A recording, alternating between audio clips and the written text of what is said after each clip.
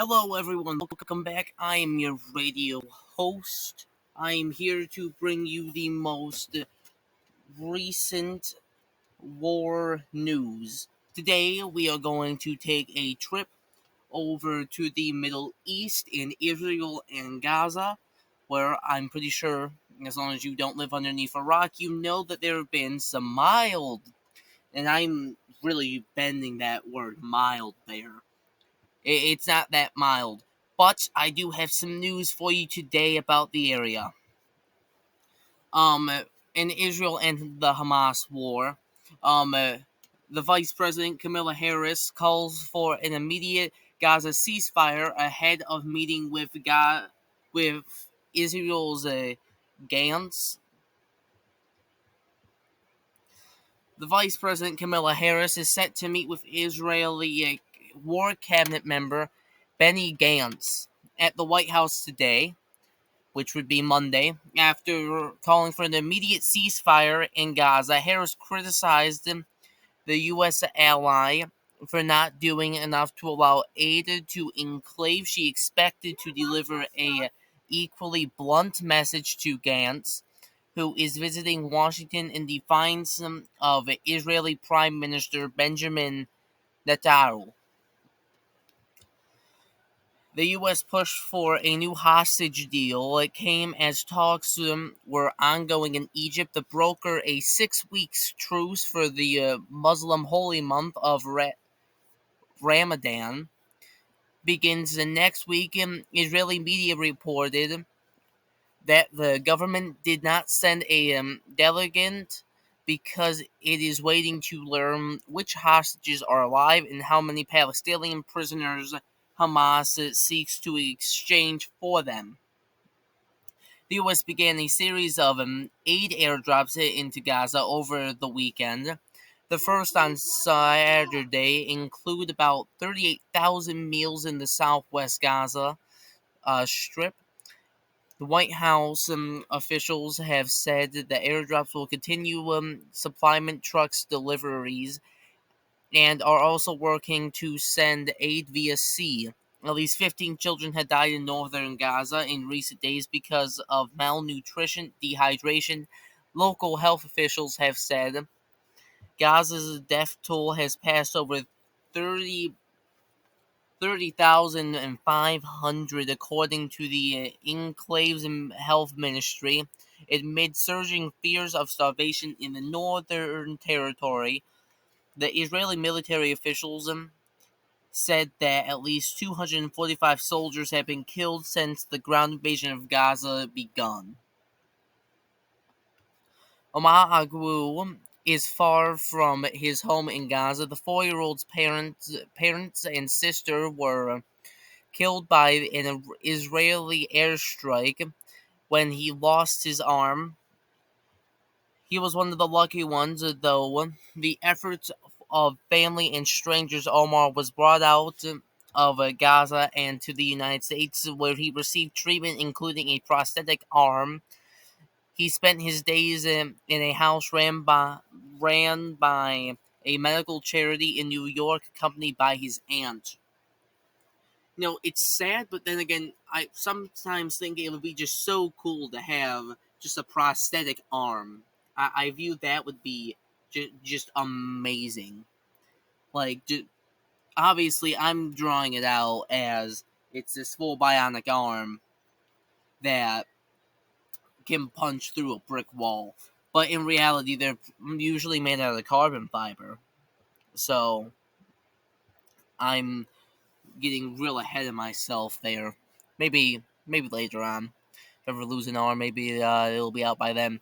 The entire system breaks before aid gets into North Gaza, says Jose Andres.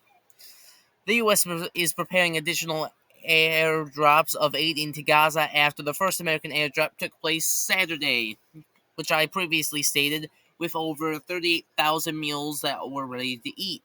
So I'm assuming they dropped in a bunch of MREs. World Central Kitchen founder Jose Andres, one of the biggest providers of relief in the region, noted that the Palestinians need more than just airdrops of aid, particularly in northern Gaza. Andre said where aid convoys may not even get as far as Gaza City. The people will stop those trucks and you to try to stop them to grab the food on their own. Andre said, therefore, you cannot have a sustainable, organized humanitarian aid in the north because of the entire system breaks before. So basically, they cannot send in airdrops or do this in a humanitarian way in the north because of the broken system, and I'm pretty sure the north is where it has been the most heavily hit by um artillery and missile strikes and whatnot, because I believe that's where they began invading first. The United Nations released its finds of violence during Hamas-led attack on Israel, posting the report on its website and hosting a press conference led by Panton, its special representative on violence in conflict. I must add that violent that the I must add that the true prevalence of violence during the 7th of October attacks and their aftermath may take months or years to emerge, and they may never be fully known. That violence remains a chronically underreported crime due to trauma, stigma, and fear faced by survivors, Patterson said.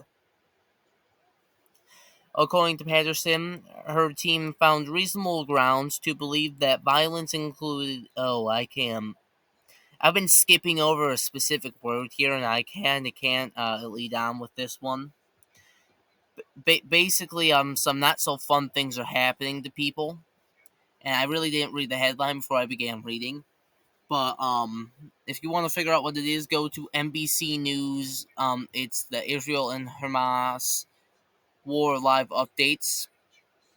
Some not too kind things were happening to some people that it rhymes with grape.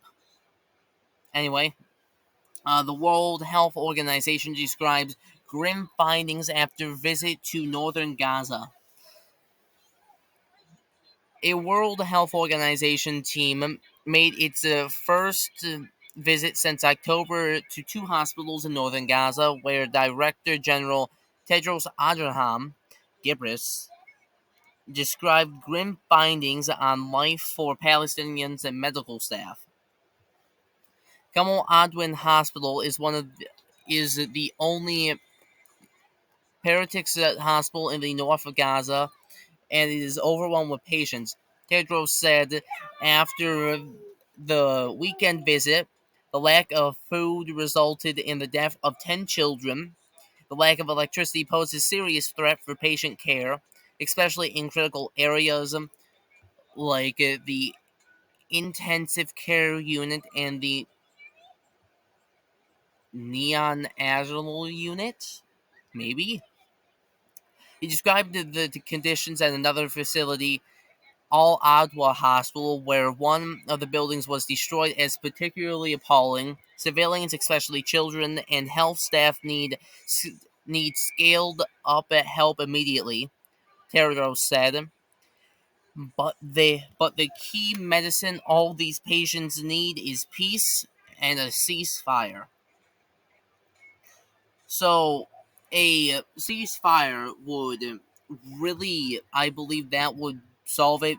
Trade of hostages, that can all get worked out, and less of this can go on, and maybe this horrid war could end. But knowing um, humans, it's probably not. Okay. The UN Human Rights Chief of Gaza is a powder keg that could lead to a border conflagration. The war in Gaza is a powder keg where any spark could lead to a much broader confrontation.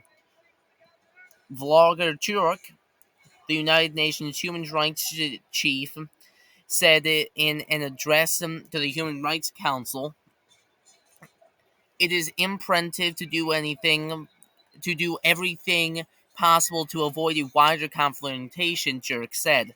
His comments came as Hezbollah and Israel continue to trade fire over the Lebanon-Israel border, with 90,000 Lebanese and 80,000 Israelis already displaced, according to Turk. A wave of conflict is battering people's lives, destroying economies, profoundly damaging human rights, dividing the world, and upending hopes for a multilateral situations, Turk said. So through all of this, they are not doing themselves any sort of favor. This is ending in pure disaster for everyone, which is very unfortunate. I really hope that it would not come down to all this, but unfortunately it has. Well, I hope you have had a intriguing learning experience with your host,